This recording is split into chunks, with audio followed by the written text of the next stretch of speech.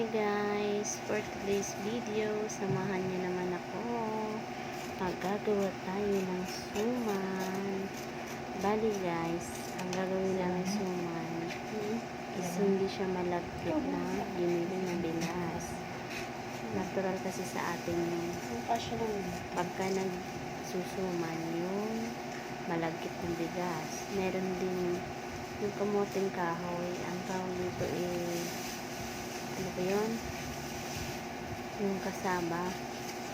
Yun, pwede rin yung gawing suman guys. Gagad-garin lang. So, yan guys. Natural na bigas yung gagawin namin na suman. Masarap daw to guys. Kaya, trinay namin gawin. First time namin gawin yun guys. Ayan. Bale, bumili lang kami ng dahon sa palengke ng kaunti. Tapos, namin sa apoy.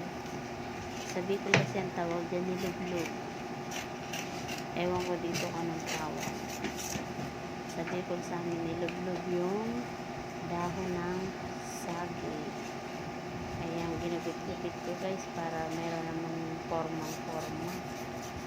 Para naman maliit lang kasi iluluto namin yun guys sa rice cooker para tipid na sa gasol.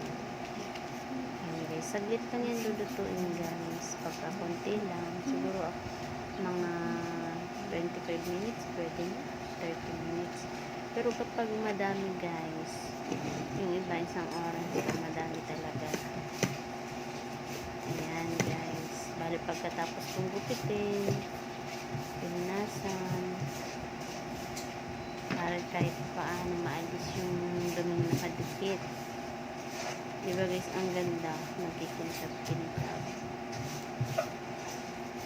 Ayan. First time namin gumawa ni Jowa Kwan. Jowa Kwan? Yung Jowa Pangit.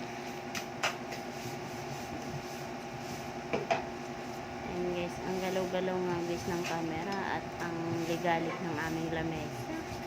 Pagka nagalaw na kaunti, gagalaw din Ayan guys. Ayan na siya guys. O diba guys, hindi marunong ang pangit niya.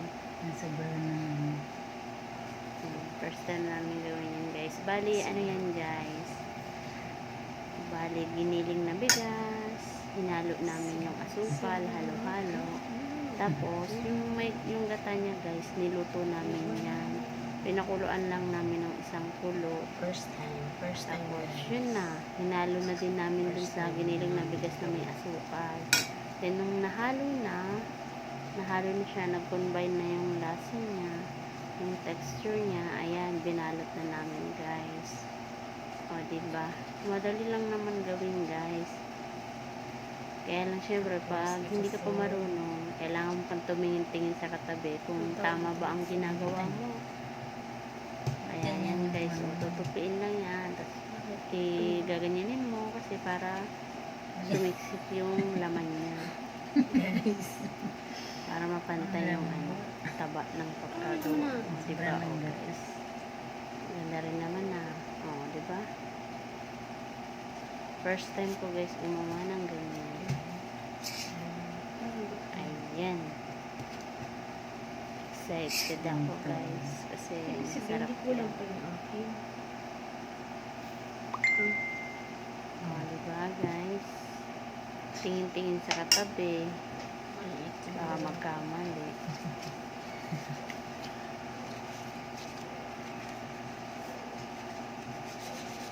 Oh